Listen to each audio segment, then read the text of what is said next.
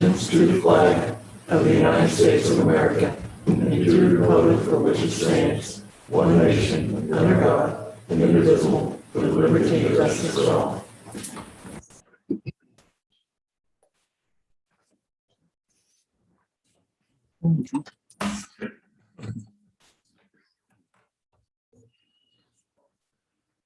First thing on is a public hearing. On an open public hearing, taking time, open the public hearing, discussing presence and discuss a proposal wastewater collection system improvement. The improvement will be funded under the Low Interest State Revolving Loan Fund Program through the Kansas Department of Health and Environment. The estimate loan cost is $3,462,200. Other project proposals introduced at the hearing are to be considered. Is somebody here? Is there anything to, There's nothing to discuss? We have It's public comment. just a formality. If anybody has questions about it. Is there any public comments? Okay. No comments, I'd entertain a motion to close the public hearing. I'll make a motion to close the public hearing.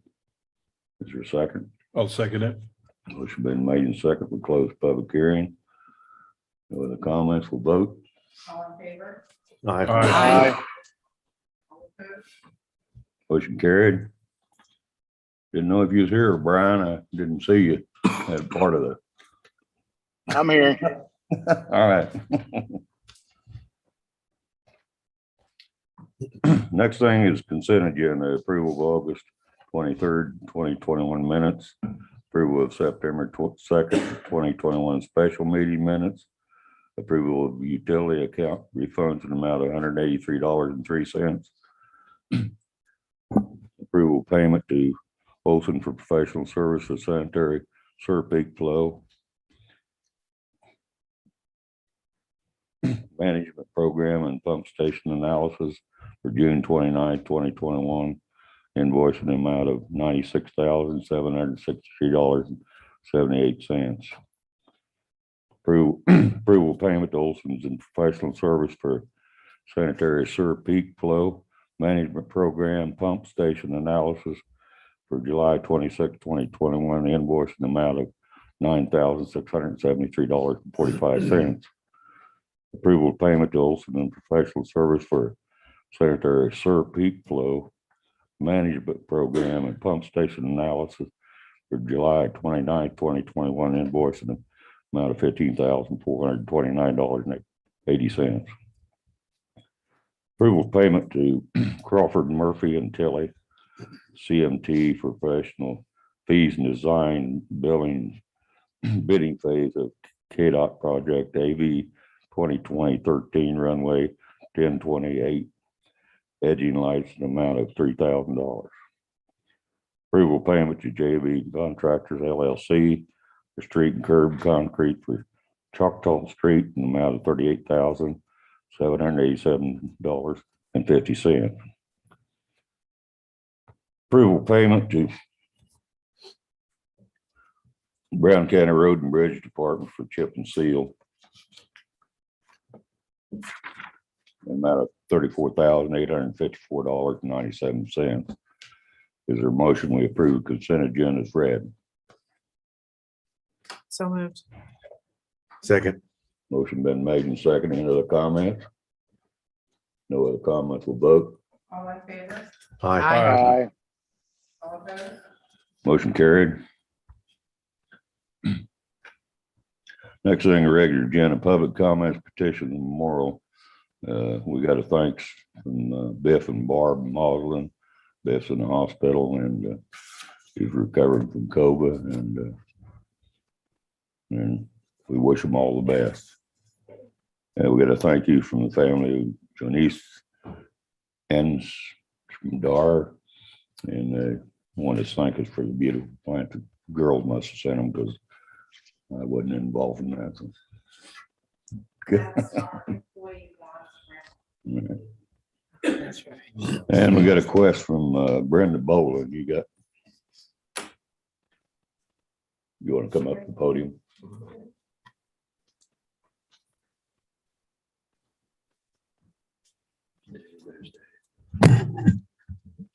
I am here to save Bethel African Methodist Episcopal Church from demolition and to preserve the structure for history.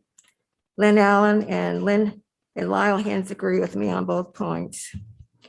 According to the Hiawatha Historic Resources Inventory, in 1880, Edmund Needham Morrill, the former governor, purchased a lot at 4th and Potawatomi and apparently provided the money for the Emmy congregation to construct the church. In 1883, the trustees purchased the lot and church from Morrill. Quoting Lyle Hens, this Emmy church is still standing on the northwest corner of 4th and Potawatomi Streets in Hiawatha, Kansas. This is not only part of the Black history, but also the history of the city of Hiawatha. This church should be preserved as it is one of the first Black churches in Hiawatha. And I have a personal interest in the Bethel AME Church because I am African Methodist and I attended the church. Brenda, you got a minute? I got something to say. So I guess, are you interested in maintaining the upkeep and everything on that church? Oh, yes. Along with Well, the Historical Society. there's a lot of work to do down there. I know, I've been there. Have you discussed this with Dave? No, I haven't. Oh, Dave Wilson? Yeah. Not a whole lot with them, but Okay. yeah. Okay. Well, the first thing, if you want to save something, how long has it been since there's been any services in the church? I understand it's probably been about a year. Well, I know it's residential. Oh, wait a minute. You mean church services? Huh? You mean church services or water, gas, utilities? Well, how long has it been any church services been there? Oh, it's been quite a while since the church services were there. Okay. Well, it's a tremendous job to upkeep the Yes. property because it's in dire need of a lot of work. Yes, it I guess is. I'm gonna ask Dave for his comments. Dave, you got a minute? Okay. Where do you think a church stands? Do you think it's savable or not? It's everything is can be reconstructed. It's got some very difficult failing deficiencies in the roof system, and I've not been indoors. Haven't had an opportunity to do that. It's been extremely abused property-wise for as long as I've been here, and that's only been a couple of years. But Who owns the property? it's owned by an LLC operation.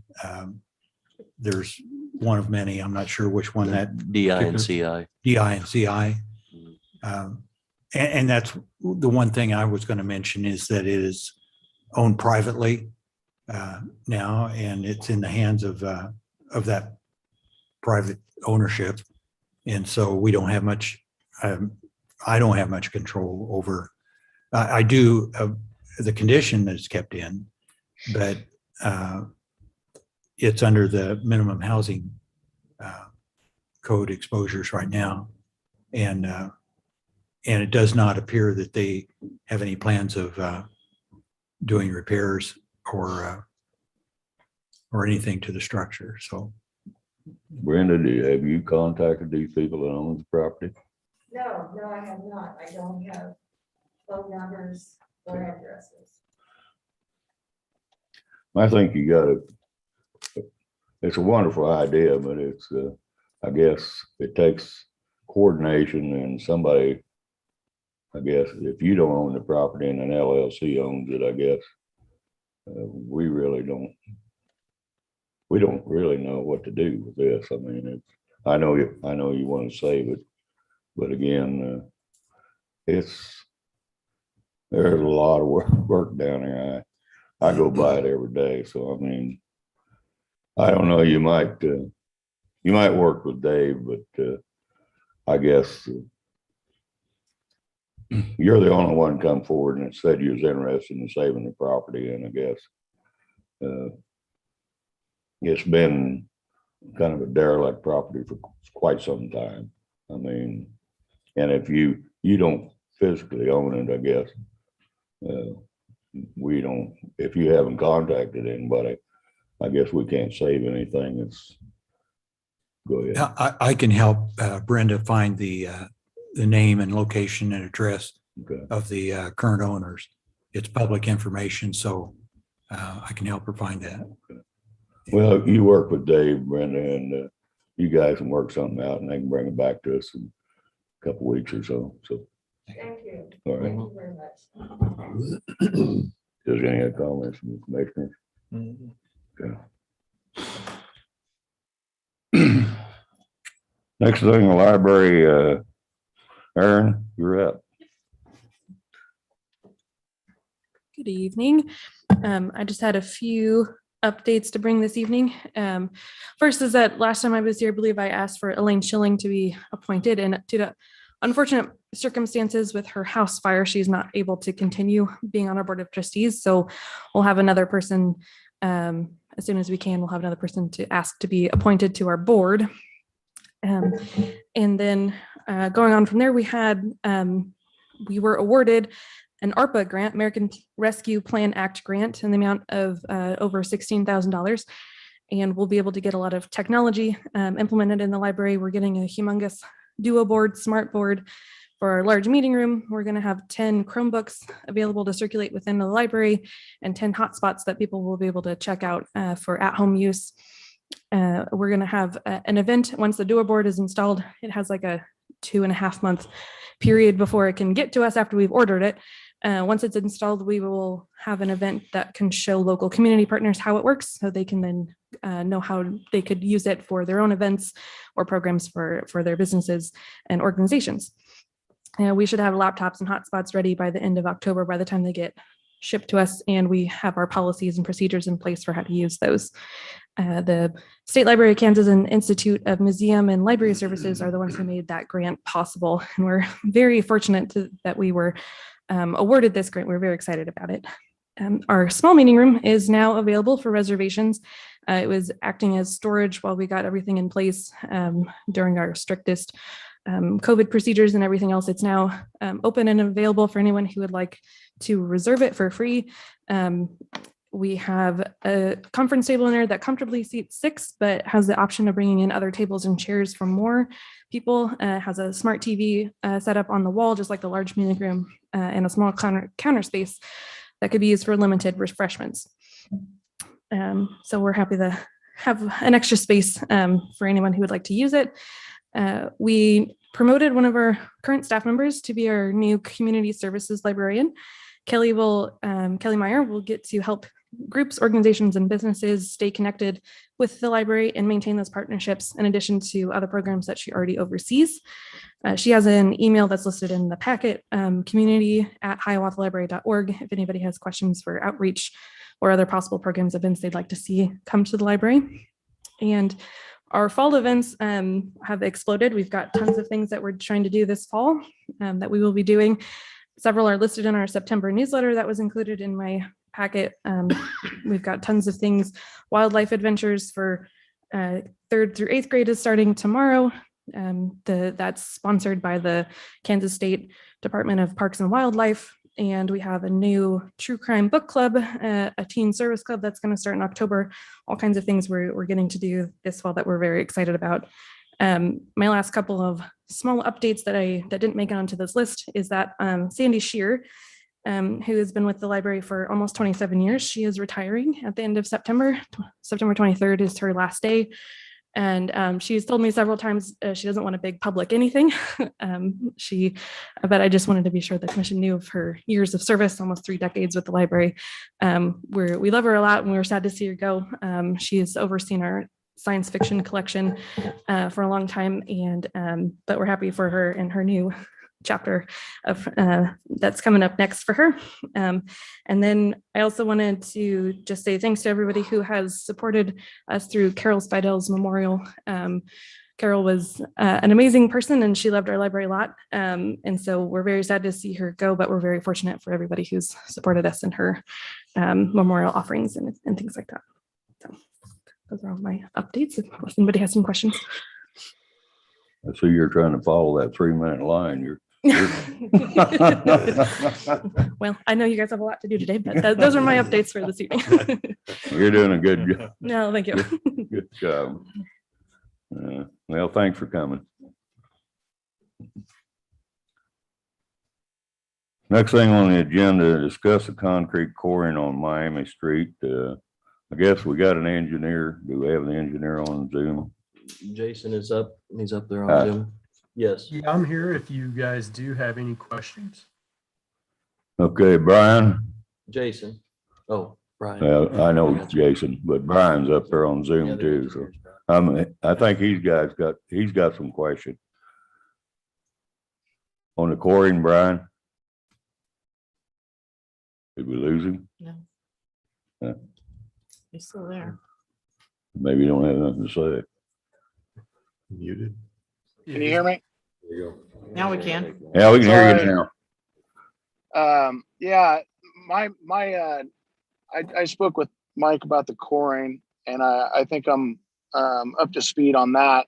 I do have some concern about, we've had some, I myself took some pictures of the concrete in front of the bank, and there's lots of spots where the rebar's laid on the ground, on the gravel.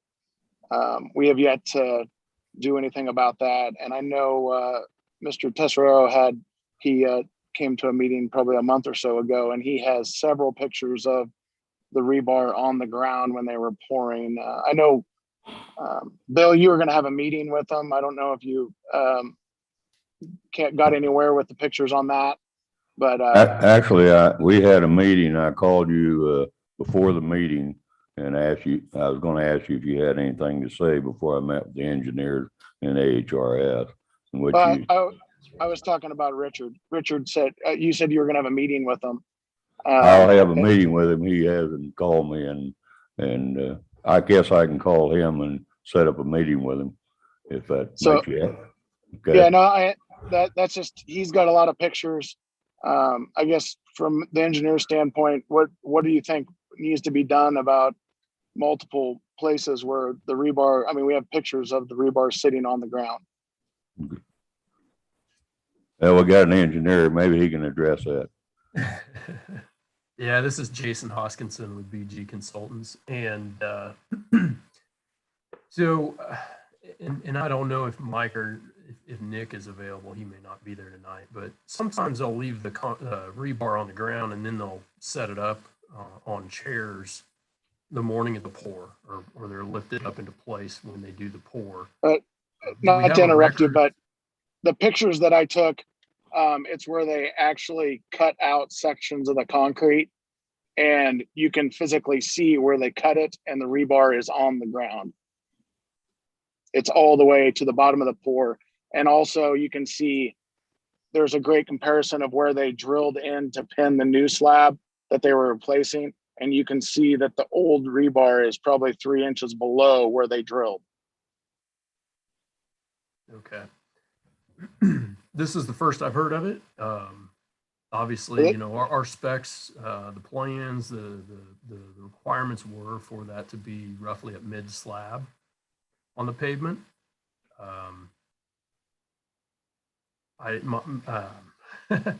Well, I guess I'll have to have some discussions with Mike and city staff to see what.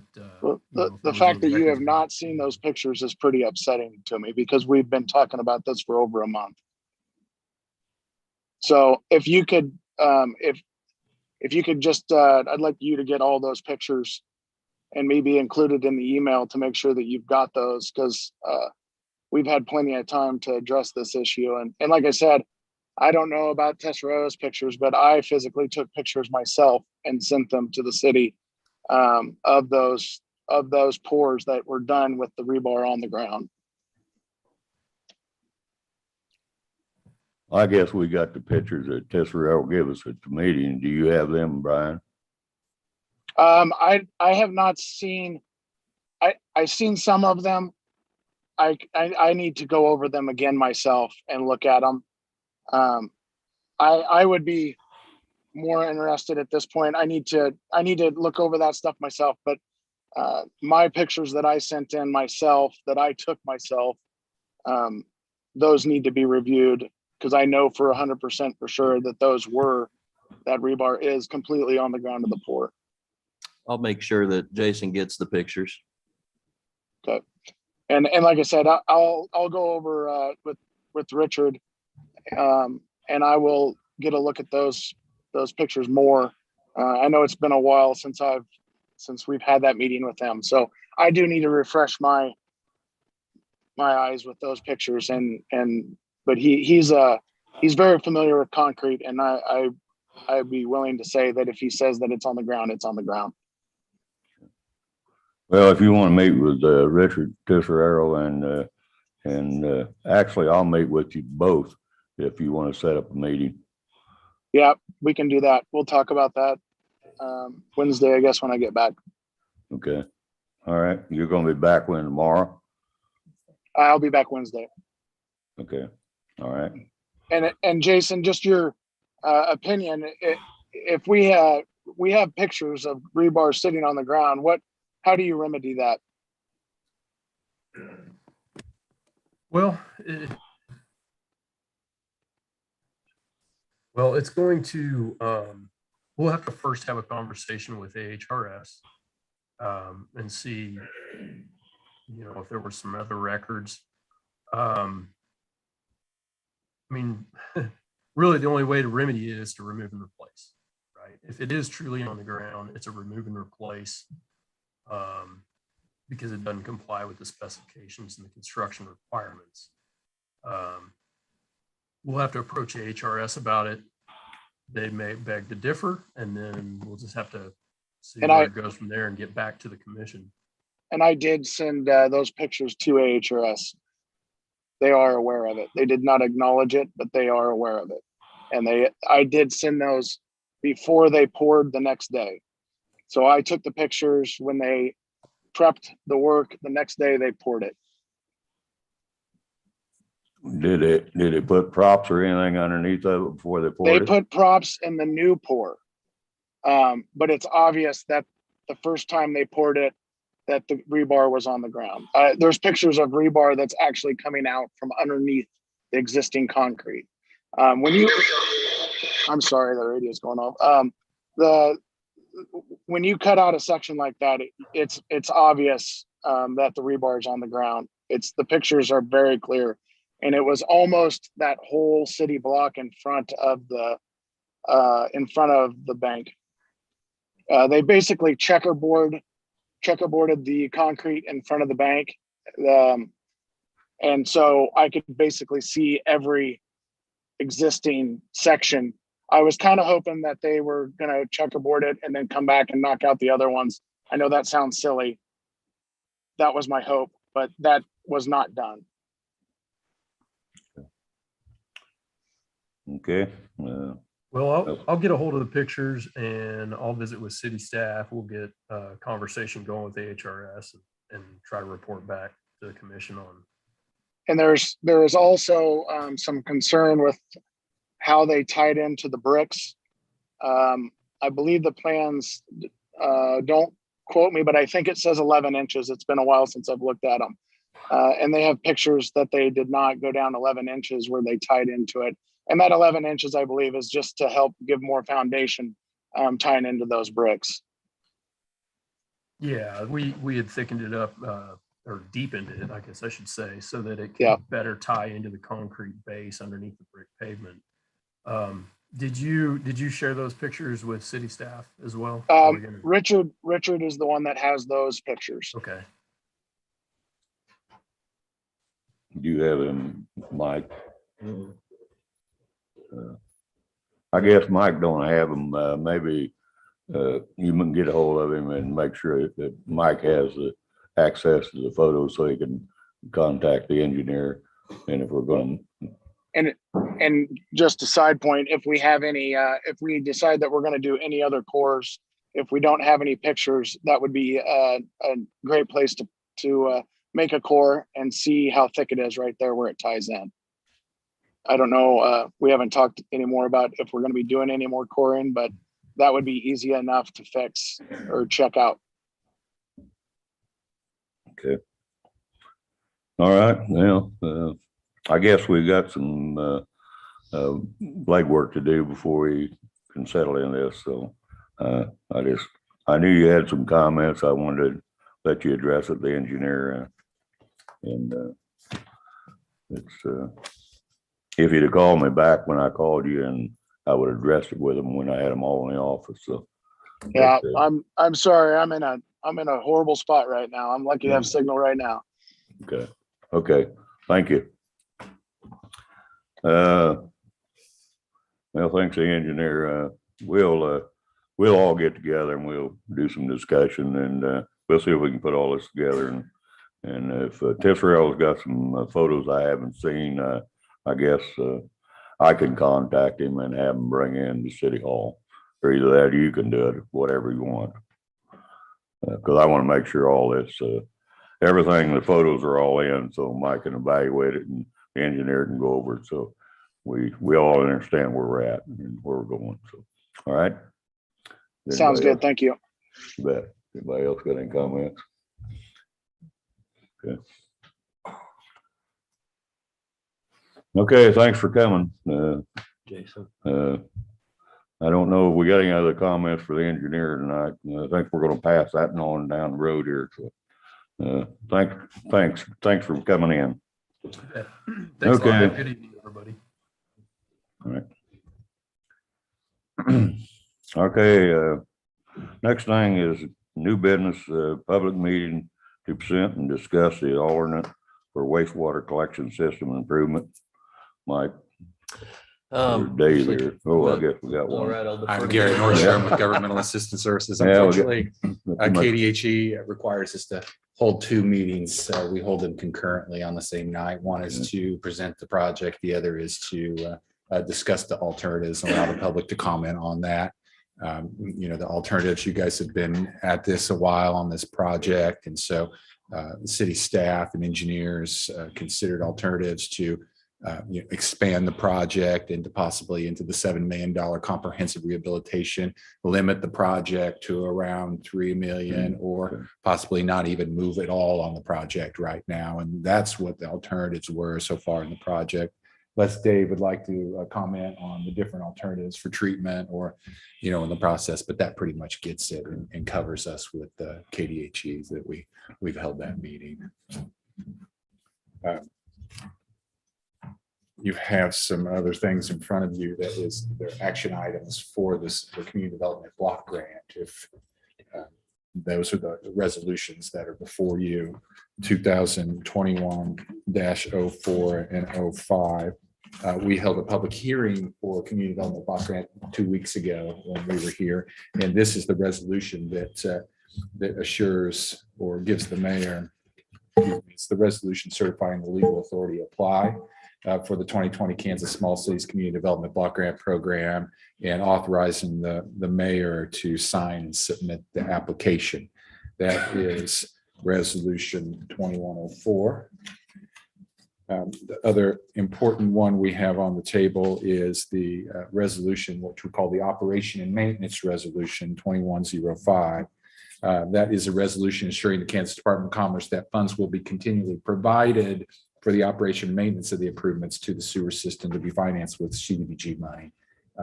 That's a number that the engineers have put on the system that assures the Department of Commerce that we won't walk away from the improvements that we make in this next project.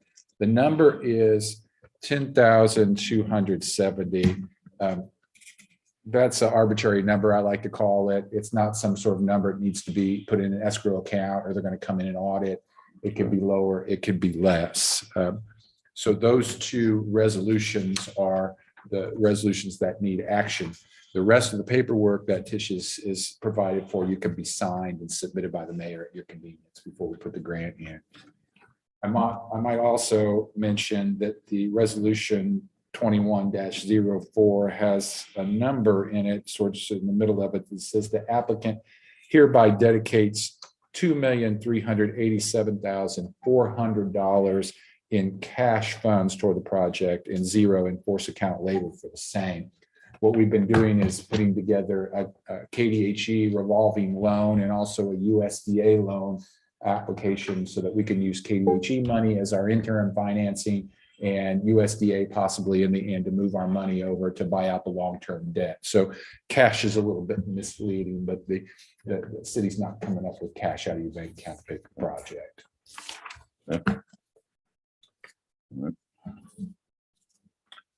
If anybody has any questions about it, please don't hesitate. No, it's something we need to address, so. So I don't have any questions. Does anybody else? I guess I'd consider approval resolution 2021-04. Is there a motion we accept 2021-04? I'll make a motion to approve resolution 2021-04, a resolution certifying legal authority to apply for the 2022 Kansas Small Cities Community Development Block Grant Program from the Kansas Department of Commerce and to authorize the mayor to sign the necessary documents. Is there any other comments? Second. No other comments? We'll vote. Commissioner Shepherd, Brian? Aye, sorry, I couldn't hear you. Commissioner Middendorf, Aye. Commissioner Chambers, Aye. Commissioner Walensky, Aye. Mayor Collins. Aye, motion carried. Next thing on the agenda is consider approval of resolution 2021-05. Is there a motion we approve 2021-05? I make a motion to approve resolution 2021-05, a resolution assuring the Kansas Department of Commerce that funds will be continually provided for the operation and maintenance of improvements to the sewer system to be financed with CDBG funds and authorize the mayor to sign the necessary documents. Is there a second? I'll second it. Go ahead. Motion been made and second. Any other comments? Got any comments, Brian? I'm good. Okay. Okay, we'll roll call. Commissioner Middendorf, Aye. Commissioner Chambers, Aye. Commissioner Walensky, Aye. Commissioner Shepherd, Aye. Mayor Collins. Aye, motion carried. Next thing is consider approval of contract for CDBG administrative services. And that's a motion to approve the contract for administration service for the city of Hiawatha, Kansas CDBG wastewater improvement project, and authorize the mayor and city clerk to sign any necessary documents. Is there a motion we approve? I'll make the motion. Is there a second? Second. Motion been made and second. Any other comments? No other comments. We'll vote. Thank you very much. Thank you. All in favor? Aye. Aye. Aye. All opposed? Motion carried. Next thing, a year of service awards. We have a couple tonight, I guess. We have two for the police department this evening. Officer Dustin Winters and Officer Brandon Lowe. Officer Lowe is obviously he was trying to juggle two meetings tonight. He has to be at the school board meeting also this evening. So he's kind of trying to hit both. He's obviously was not able to make it here. So I'll make sure that he gets his tomorrow. Okay. Well, Dustin, you want to come up back here and we'll let John come up.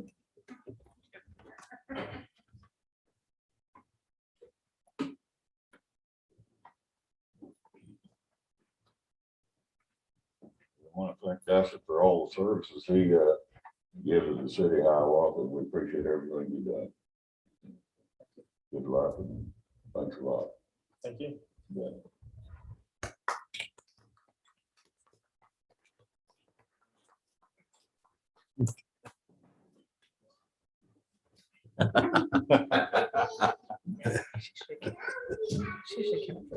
Gone. Is he going, is he going Yeah, to I will. I'll come right. get that. get, okay, Thank you, sir. you bet. Tell him we appreciate him too, so, all right. He's awful busy right now, so we like that. All right. Next thing, formal hearing on 502 Potawatomi Street minimum housing code violation. That Dave or Either one. You want me to kind of step through the memo real quick? Just, per chapter 8, article 5, minimum housing code 512B, a formal hearing is required to find a satisfactory solution to the violations by the property owners of the following address. It's 502 Potawatomi. Originally, this was in with the other minimum housing. But we found out shortly after we started all the mailings that the ownership had changed. So they kind of set this one back 2 weeks from the others. That's why you're getting this now. On July 21st, 2021, a letter was sent out to the owner informing them of how to arrange an informal discussion. No attempt was made by the property owner to arrange the informal discussion. So a satisfactory plan for repairing the structure has not been presented. On August 9th, 2021, the property owner was notified. Formal hearing had been set for tonight, allowing them the chance to show cause as to why the structure should not be ordered, repaired, removed, or demolished. After this hearing, the commission may provide direction to Dave Wilson. Based on the direction provided, each owner's agent, and occupant will be notified, and if applicable, the public officer will placard the structures, ordering them ordering them vacated, then repaired, removed, or demolished. If the direction is to repair, remove, or demolish, I recommend such be done by 5 p.m. October 25th, 2021. Owner is Eric Smith. As I stated, it's 502 Potawatomi. There's 3 sections of the code that they're in violation of. We included 4 pictures, but always encourage the commission to drive by as well. If anyone has any questions on the structure for Dave, I'd turn that part over to him. well, everybody's been notified that and nobody's reacted and give you any indication that they're going to do anything. None. Okay. I guess we don't have anything to do but just go ahead and give them notification of demolition. If it is the commission's wish, then we'd recommend a motion to order the structures repaired, removed, or demolished by 5 p.m. October 25th, 2021. I think that's fair analysis. Is there a motion? I'll make that motion. I'll second it. Motion been made and seconded. Got any comments, Brian? Nope. Okay. We'll vote. All in favor? Aye. All opposed? Motion carried. All right, thank you. Next thing, consider approval of fiscal situated plan for wastewater collection and treatment serve project. I guess this is If I may, this is part of the current loan we have with KDHE for the sewer project. This is for the flow study, looking at the peak flows and whatnot. You recall, we could have done our first drawdown in 2020, but we held off and pushed it back to this year. In doing so, I was ready to submit the drawdown for the engineering expenses that we've incurred so far to the limit of the loan, and found out that KDHE now requires a fiscal sustainability plan to do so. So I worked with Olson, but that's why we're bringing this now. But it's basically kind of like the second resolution earlier. It's just assuring KDHE that here's our budget, here's our current rates, here's our plan going forward. with the project. But as I said, it's now a requirement to submit for our drop down. So they've kind of got us hamstrung, I guess, in a sense. So you haven't got anything We can't request the draw until we show them the fiscal sustainability plan.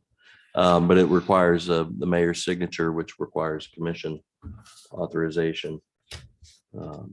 So that's a long way of asking the commission to approve the fiscal sustainability plan for the wastewater collection and treatment project, and authorize the mayor and city clerk to sign the necessary documents.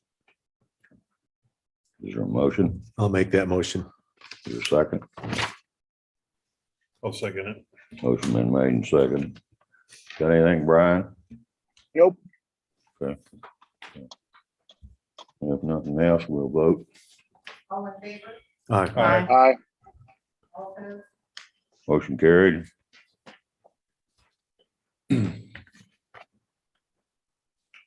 Next thing on the agenda, consider action motion on 2022 fireworks display and set a date. We've got a motion to the date of 2022 fireworks display for July the 3rd, 2020, and approve 2022. awarding the bid. Sorry. What? Sorry, 2022. We had 2020 in there. Oh, sorry. Yeah, we're gonna have to get some of that road up here. 2022, I guess we're Yeah. moving forward fast. So anyway, and award the bid to Rainbow Fireworks Inc. in the amount of $14,500. Is there any other comments? There's no comments. I'd entertain a motion to approve the fireworks display. Is there a motion? I'll make a motion to set the date for the 2022 fireworks display for July 3rd, 2022, and approve awarding the bid to Rainbow Fireworks Inc. in the amount of $14,500. Is there a second? Second. Motion been made and second. Any other comments? No other comments, we'll vote. All in favor? Aye. Aye. All opposed? Motion carried. Next thing is consider bid award for generator installation and plumbing. Motion to award the bid to Eagle Sundown Service for the installation and plumbing of 2 propane generators in the amount of $8,240, and authorize the mayor and city clerk to sign any necessary documents. You might explain to them in a little bit, Brad. Yes, this is, of course, previously we had purchased the generators and switches. We had opened bids on September 9th. We only had the one bid from Eagle Sundown Services. And he's going to be able to do the installation and the plumbing as well. It's just making sure that we can get the generators installed at the sites. Well, that's something we have to do, so I mean. Yeah. I'd entertain a motion, we approve the 2 propane generators amount of $8,240, and authorize the mayor and city clerk to sign. Is there a motion, we accept the $8,240? So moved. Is there a second? Second. Motion been made and seconded. Any other comments, Brian? Nope. Okay. We'll vote. All in favor? Aye. Aye. All opposed? Motion carried. Thanks, Brad. Next thing, consider updating to license and permit. I guess, Tish, you want to address that?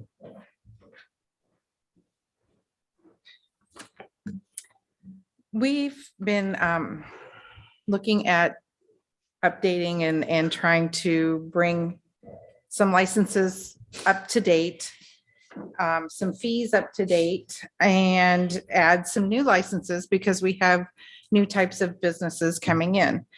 So in looking at that, the contractor's license is $25 right now, per year. Now, it takes Jane approximately 2 hours per new license to process, look at the bonds, make sure that they have all the things that they need, put it on the website, take it off the website, put it on the spreadsheets that it's supposed to do. Then she has to maintain another spreadsheet where we have to check and make sure that their bond and their, the license, they don't expire, because they'll expire throughout the year. Then she has to send letters out for that, and then she has to make sure that they come in correctly, and then she has to send out the renewal forms and make sure that all those come in. So by the time we do that, and then Dave also looks at the license, the bond, the information.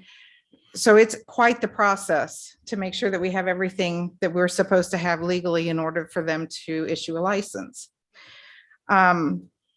So we don't feel that by asking for the price of that to come up a little bit is outrageous.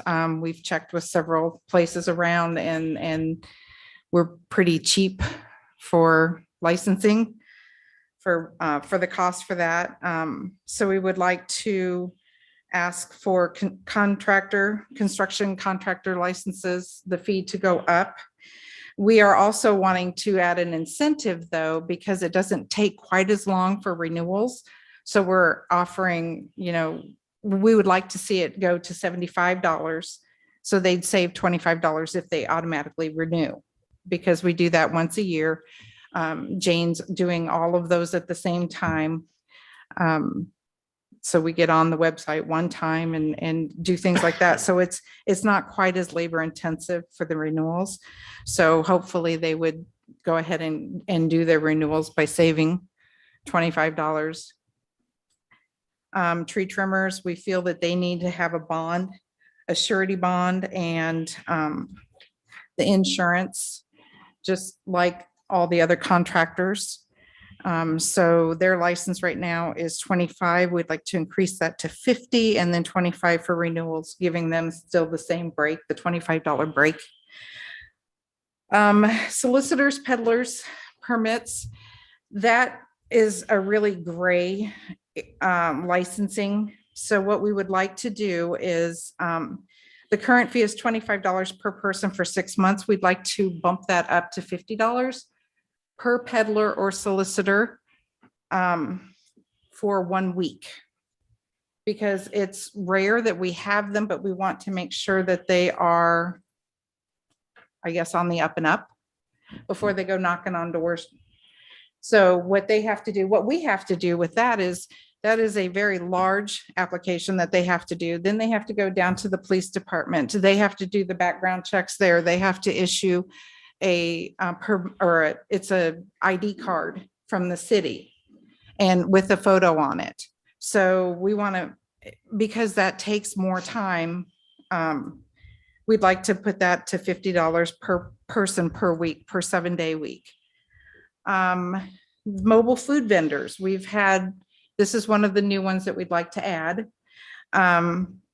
because you're talking about hot food being sold to people. We have to make sure that they have their state license, that their health department license, and all this other stuff.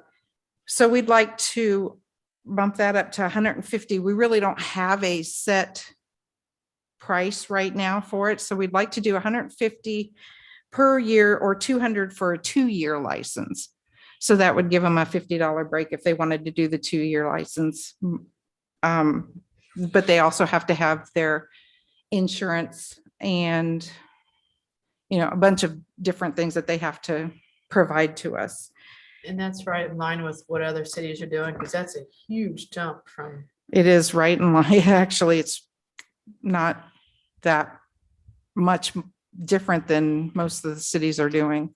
Right now, they're kind of running it under the solicitors peddlers section because we don't have a mobile food. This would be actually creating a new article within chapter 5. And the other thing is you look at the brick and mortar businesses here and what they have to pay per year to have a food truck come in on the same line that they're having to pay if we require them to have a permit or a license, then, it kind of evens the playing field out just a little.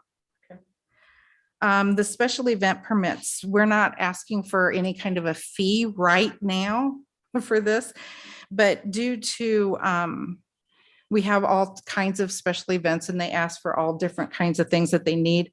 So we'd like to have a permit that would list everything that they needed, if they needed streets closed, if they needed special times for something or another. But if they were going to have booths, if they were going to have like craft fairs or things like that, that they would have the paperwork necessary for the state requires. The retail sales tax that they're supposed to be collecting, the vendors and submitting to the state, and then we get our portion back.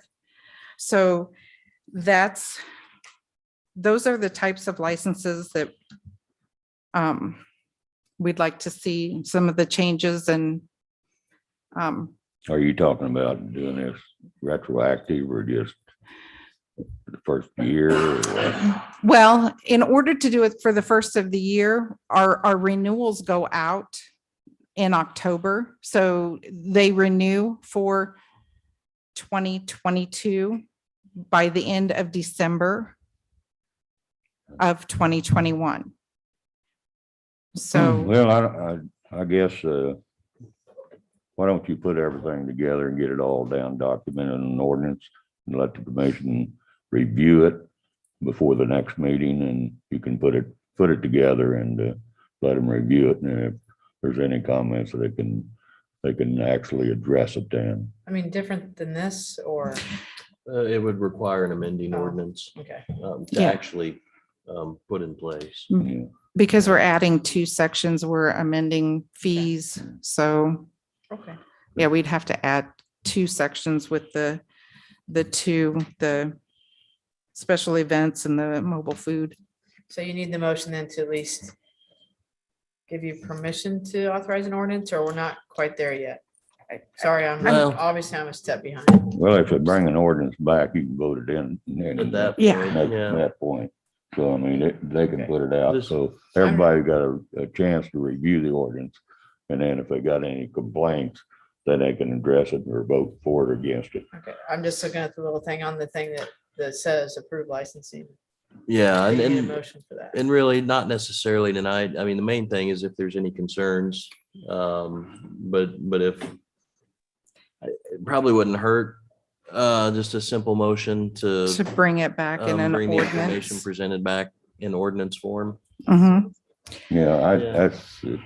I mean, it gives everybody time to review it. I mean, most of them probably didn't even know it. So Yeah. I think it's fine. I'd just say that I think we have a hard enough time getting vendors to come in for like cobblestone days. I know $150 is going to be a lot of funnel cakes just to break even. So I'd just like to keep that in mind. Yeah, that's why I asked if this was similar to what the surrounding towns are doing, and if it is, it's not gonna be a shock to them. I mean, that was, because I noticed that too, that was a big jump, but if this is what they're used to paying. And if they come in on their own and set up in someone's parking lot, that'd be an individual mobile food vendor license. If they come in for Maple Leaf Festival with a Maple bunch Leaf, of I'm them, sorry. is it I still, said cobblestone. would it still be an individual license, or would that fall under?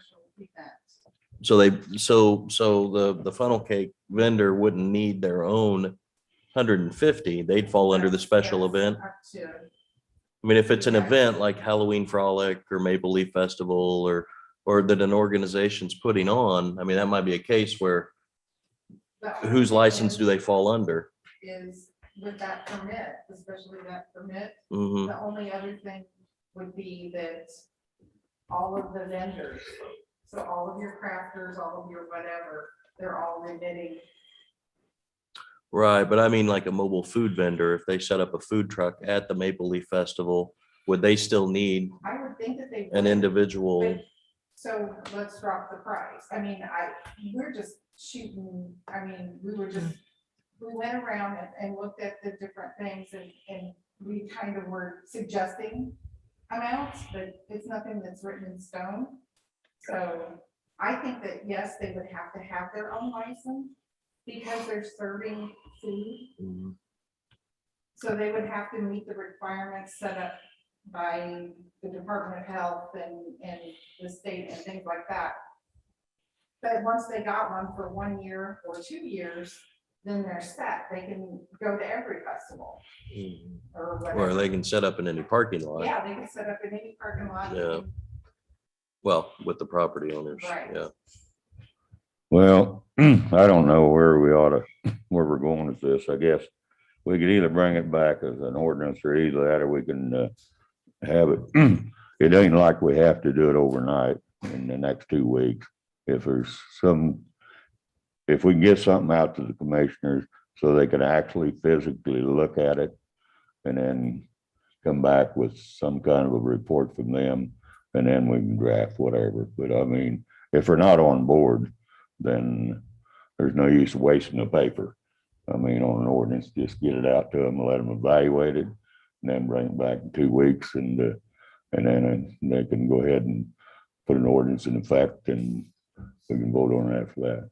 But I think we're jumping the gun too fast. I don't think that we've had the time to evaluate everything. So that's my opinion. So what do you have, Dave? Well, I like the idea of at least covering our costs on some of these other permits that are listed here. I don't think we should go broke trying to do our work to get allow these people to do work in our city, but that mobile food, I'd have to think about that a little bit. I think since they're selling food, I think they have some obligation to make sure they're on board, they're up to speed with cleanliness and everything else if you're selling food to the public. But when we have a popcorn guy selling popcorn down the street at Maple Leaf Festival, I don't know if he's gonna want to pay that kind of money For popcorn. Yeah. All right, why don't we just bring it back in 2 weeks? Yeah. And is it 2 weeks or 3 weeks? 2 weeks. Okay. Well, let's bring it back and let everybody look at it. In ordinance form or just in report form, or? I think we need a report first, so that at least get it out to them so they can evaluate first. And then we can bring it back in the next meeting to put it in ordinance. It isn't like we gotta do it today. I mean, it's, I guess we're really, I guess they're not familiar with it. And I think we got some of them that just a little cold on this thing right now because they didn't have a chance to look at the numbers and what you put together. I think it's a good idea, but whatever. I mean, Right. I was telling Becky, there might be a way to look at, like for a food vendor, a mobile food vendor, if it's someone that's just going to set up that's for a year. I mean, maybe there's the year license where they can come in anytime and on somebody's property if they have permission, but maybe there's an event fee where it's just for those 2 days, or, it only covers. So maybe it's a lesser amount. So that popcorn, vendor could, whatever amount it is, pays that smaller fee just for the event, but his license isn't good. I mean, they have a choice then where they can either go. Still sounds like to me, we're not prepared yet, Mike, for this. Right. I'm just throwing thoughts out there for us to consider or maybe look at.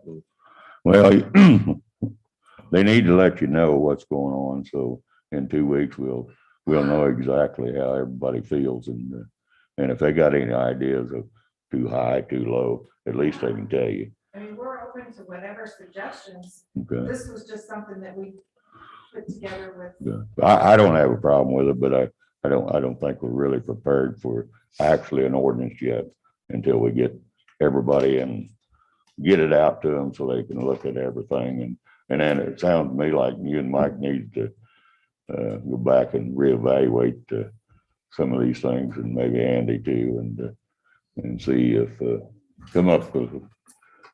It seems to be the only cleaner- one that we question on is the mobile Food food. vendor. The rest of it, I mean, it was given to us in our packet, so the rest of it's just, I don't see any issues with. It's just, I like the idea of a one-time fee versus a year. That makes it more palatable for those who come in to sell their popcorn, which we're doing great advertisement for that. Mhm. More we say it, so. Well, if you're gonna put an ordinance together, you need to have it prepared right, and we're not right yet, so. And so, I guess, I don't wanna work this all night, because we got some other stuff we need to address, so. So wherever the commission decides, I'm just on board for getting it out, so everybody can look at it, and then they can get back to Mike and Tish, and no complaints, a little change, and then that way, when it comes up next time, we don't have any discussion, so. Sound good to you? Yeah. Good. How about the commission? I mean, I guess I would say it'd be okay, say that we approve the licensing and permit recommendation with the change with discussion to be had for the mobile food cart.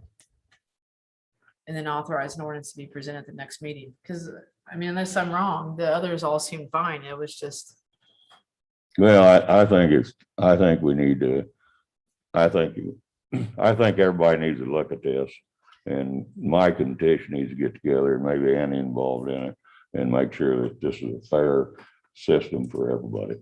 And that's my opinion. 4 weeks won't hurt. And I don't think 2 weeks is gonna kill anybody.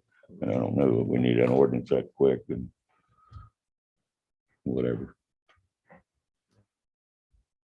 Okay. Well, is everybody ready to move on?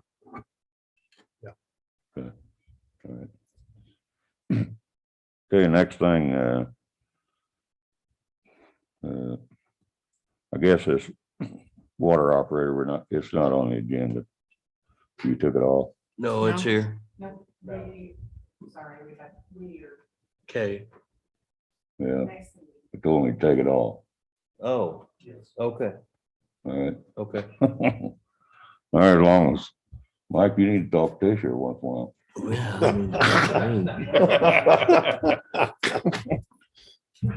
All right, now I was listening to church.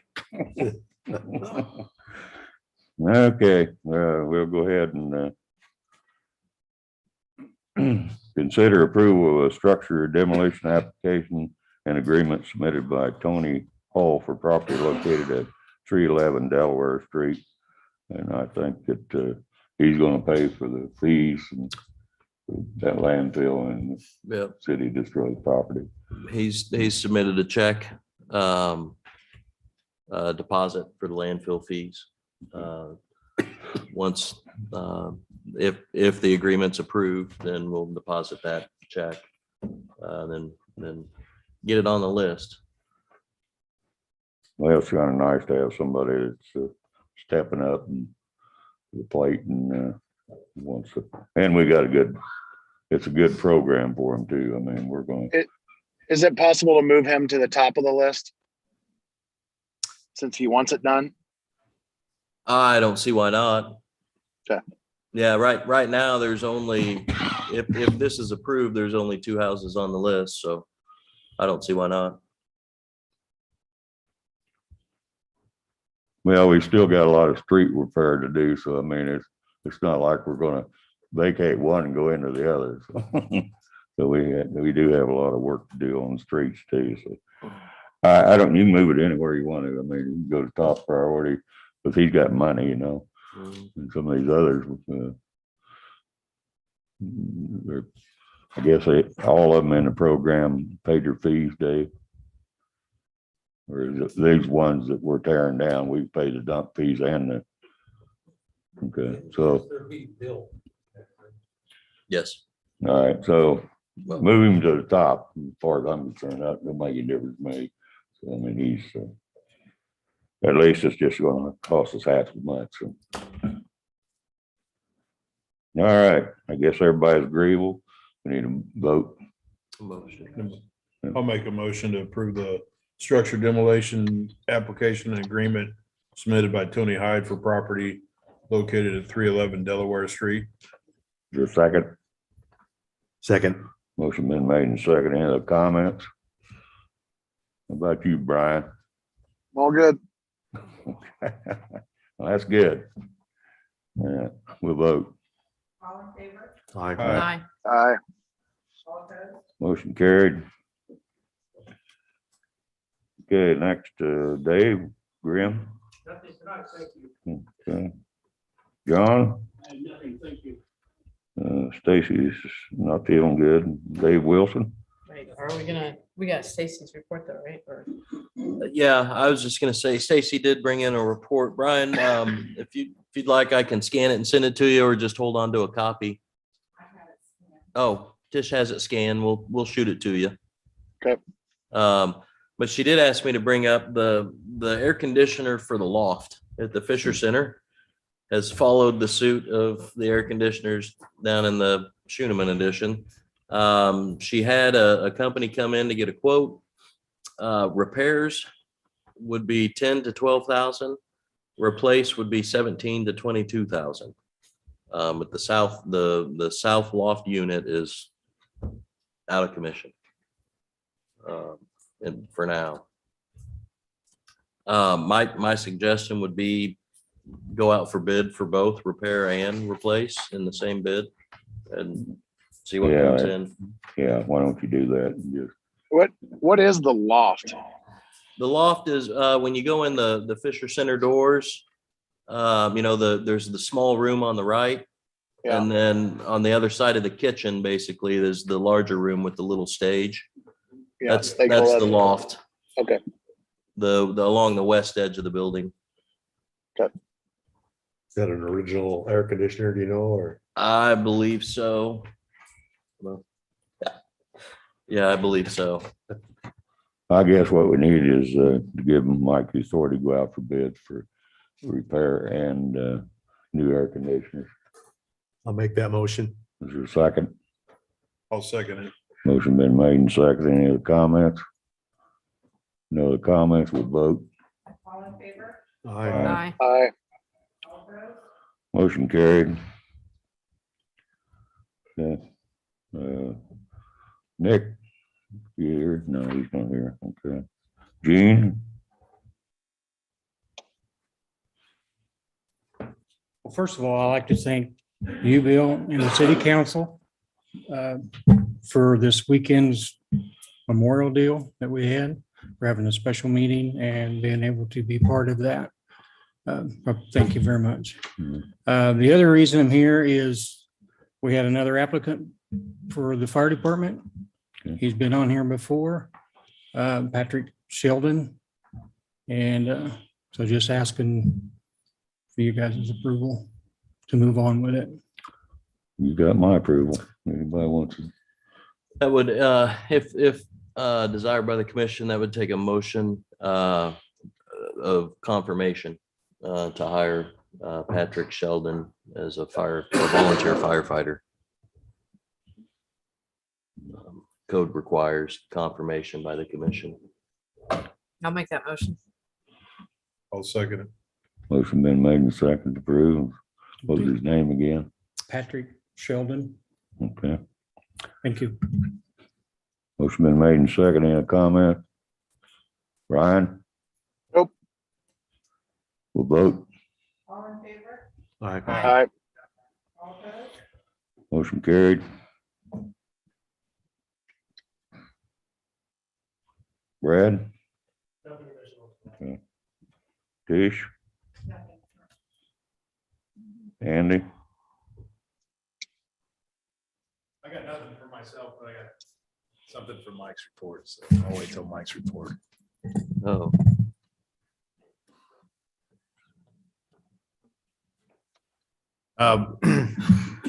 I told you I was going to bring back a contract for property over by the Best Western, and we're going to talk about that in a second. So That's all I have. Okay. You want me to jump right in? Yeah. So regarding that property, the individual interested in the parcel of land owned by the city, it's on East Lodge Road to the east of the Best Western. He has asked the city prep the creek and install a 40-foot by 4-foot drainage tube, including fill dirt around the tube, prep for gravel. Not put the gravel on there, but just 1 inch of fill over the top of the tube. And then he'll apply the gravel at a later date. That the city apply some gravel from the end of the concrete on Lodge Road to the culvert. There's some gravel there, but he said that there's some areas that have washed a little bit. I think we have a lift station down at the end of the road. Then he purchased the 0.6 acre parcel for the cost of the drainage tube. As of right now, it's $3,060. It's a quote from that Nick Siebenmorgan got. And that the last thing would be that the city vacate the platted portion of Lodge Road. It'd be from the southwest corner of Lot 19, but it's basically where his property, the north lot, be the southwest corner of the north lot that he's purchasing. To the east, vacate Lodge Road there. That would allow him to conjoin both sides into one full lot. Is it that Miller kid? Yeah. Okay. So we didn't bring a contract back because this is absolutely different from the terms that we talked about the last meeting. Well, we had talked about it already, but I didn't know where he is at on it. So yeah, I guess you're gonna have to get a contract back and I think whether the commission approves the terms that Mike talked about tonight, if the commission approves those terms, I can bring a contract back. If the commission doesn't approve the terms, we'll have to go back to the table. So, well, actually, there's no reason for us to own it when they put it in there anyway. I mean, it's just stopping that part of the drive. You know, it's not like it's going to affect anybody unless somebody sees it. I guess everybody knows where it's at. Yeah, basically the cost to the city would be the labor of our crew and some rock from the end of Lodge Road down to the culvert. And he even said he's not talking about a 40-foot road, just some rock on it to make it more passable where it's washed out. I will say that would benefit us to a degree. You guys are down there every day, I think, every single day. So it's not only his benefit, but and then the time involved drawing up I think it's an ordinance to vacate a platted road. but Mike says he's got a handle on the legal description, so that'll cut my time down by a bunch. Yeah.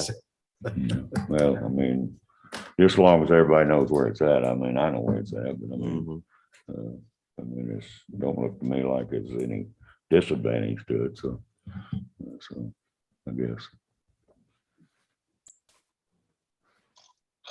We need a motion or anything? Well, we're not really accept the doing anything terms, or tonight. If just- the terms are acceptable, I can bring back a contract, I guess, unless anybody's really voicing any dissent to it. I can bring back a contract with these terms in a couple of weeks and we can get started on the vacation after it's closed. Yeah, sounds good to me. Okay. Somebody else see a problem? Good. Sounds good to me. All right. A couple more Brian? things. Oh. Yeah. A couple more things. I'd like to ask the commission's approval to solicit bids for workers' comp insurance. Over the last 2 years, our rates have gone up over 100%. I mean, they've more than doubled. I've talked with some other administrators and city managers in the state. They're all looking at that use our same carrier. They've experienced the same, and thought it might be worth trying to get some bids just to see what comes back. Well, if it's doubled, we need to be looking at it. We should have looked at it maybe before now. So Yeah. And so I think it's a good idea to go out and solicit bids. And if we can cut it, any portion of it, Oh, yeah. it will be a bonus for the city and it won't affect the employees. Do you need a motion to go out and solicit for bids? Please. Is there a motion? I'll make a motion to go out for bids for workman's comp insurance. Second. I'll second it. Motion been made and second. Any other comments? No other comments, we'll vote. All in favor? Aye. All opposed? Motion carried. All right, thank you. The last thing I have, just want to let you know, I received limited census data from the League of Municipalities. According to the data, Hiawatha's population increased from 3,172 people in 2010 to 3,280 in 2020.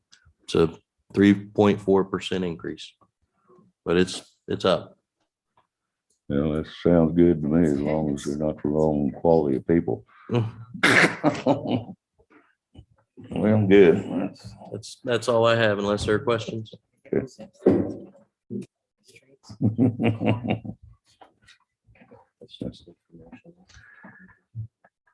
Okay, I